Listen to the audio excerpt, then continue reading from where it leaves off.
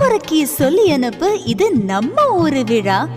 ஊருக்கே ஒரு நோம்பினா அது கோயம்புத்தூர் விழா. உப்பு சமா இருந்தாக்கா ஊரு பக்கம் வாடா. அரிசி பருப்பு சோறு விருந்து இருக்கு ரெடியா. ஹாய் ஃப்ரெண்ட்ஸ், நான் சங்கீதா. வெல்கம் டு கோவை விருந்து. இன்றைக்கி நம்ம கிச்சனில் என்ன செய்ய போகிறோம்னா பட்டர் பீன்ஸ் குழம்பு தான் செய்ய போகிறோம். உருளைக்கிழங்கு பட்டர் பீன்ஸை வச்சு எப்படி குழம்பு செய்கிறது அப்படிங்கிறது பார்க்கலாம். அதுக்கு முன்னாடி நீங்கள் என்ன சேனலை சப்ஸ்கிரைப் பண்ணலைன்னா சப்ஸ்கிரைப் பண்ணிங்க, பக்கத்து அடிக்கிற பெல் ஐக்கானே கிளிக் பண்ணுங்கள். அப்போ தான் நான் இனிமேல் போகிற வீடியோஸ் எல்லாம் உங்களுக்கு ரெகுலராக வரும். இந்த கிரேவி பார்த்தீங்கன்னா சப்பாத்தி, இட்லி, தோசைக்கெல்லாம் கூட சாப்பிட்லாம், சாதத்தோடையும் சாப்பிட்லாம். வாங்க அது எப்படி செய்கிறதுன்னு பார்க்கலாம்.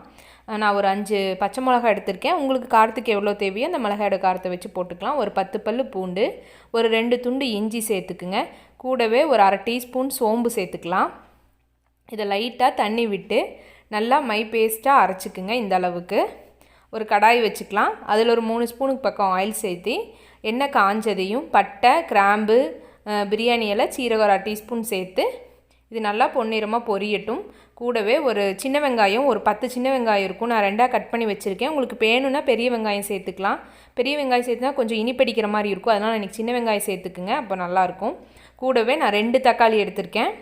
தக்காளி 2 பொடியாக நறுக்கி சேர்த்துருக்கேன். அதையும் சேர்த்துட்டு லைட்டாக உப்பு சேர்த்துக்கிறேன் சீக்கிரம் வதங்கிறதுக்காக. இது நல்லா பாருங்கள் வதங்கிடுச்சு.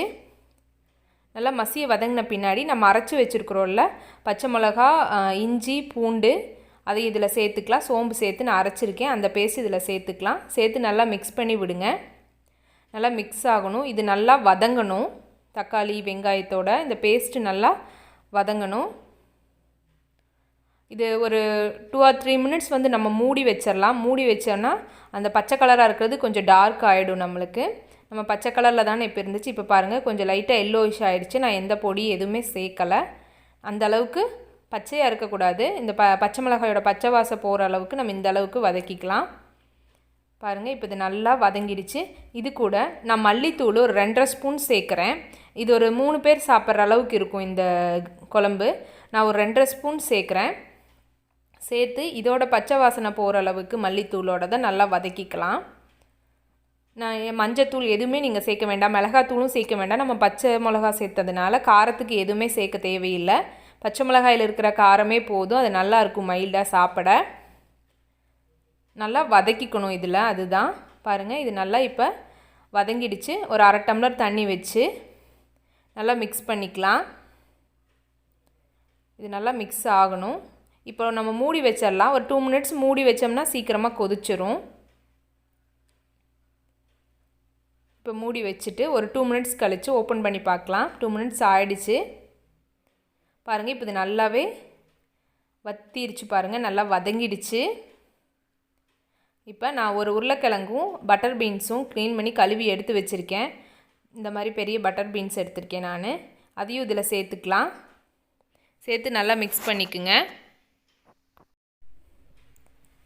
இது நல்லா மிக்ஸ் பண்ணிக்கலாம். நான் இன்றைக்கி பாத்திரத்தில் வச்சுருக்கேன். நீங்கள் குக்கரில் கூட தாளிச்சுட்டு ஒரு 3 விசில் வச்சிட்டிங்கன்னா இது வெந்துடும். நான் இன்றைக்கி கடாயில் வச்சுருக்கேன். நீங்கள் குக்கரில் கூட அப்படியே தாளித்து நீங்கள் விசில் வச்சுக்கலாம்.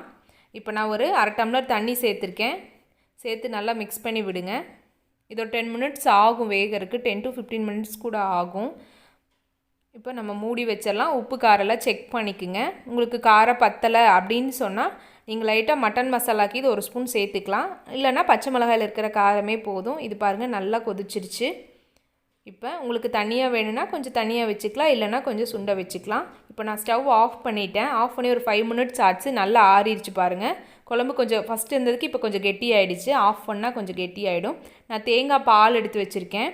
அதையும் இதில் சேர்த்து நல்லா மிக்ஸ் பண்ணி விடுங்க. இது நான் ஸ்டவ் ஆஃப் பண்ணி இறக்கிட்டேன். நான் அடுப்பில் வச்சு நான் தேங்காய் பால் சேர்க்கலை, இப்படி சேர்த்துருக்கேன். இது நல்லாயிருக்கும் டேஸ்ட்டு. கொதிக்க விடாமல் தேங்காய் பால் சேர்க்கறது ட்ரை பண்ணி பாருங்கள். இப்போ பாருங்கள் சூப்பராக ரெடி ஆகிடுச்சு. நான் வேறு எதுவுமே சேர்க்கலை, மல்லித்தூள் மட்டும்தான் சேர்த்துருக்கேன் பொடி ஐட்டத்தில். அவ்வளோதான், சூப்பராக ரெடி ஆகிடுச்சு. ட்ரை பண்ணி பாருங்கள். இது இட்லி, தோசை உடலாம் சாப்பிட்லாம், சப்பாத்தியோடவும் சாப்பிட்லாம். நல்லாயிருக்கும். சாதத்துக்கும் ரொம்பவே நல்லாயிருக்கும். ஒரு மட்டன் குழம்பு மாதிரி இருக்கும். ட்ரை பண்ணி பாருங்கள். வீடியோ பிடிச்சிருந்தா லைக் பண்ணுங்கள், ஷேர் பண்ணுங்கள், கமெண்ட் பண்ணுங்கள் ஃப்ரெண்ட்ஸ். தேங்க்யூ.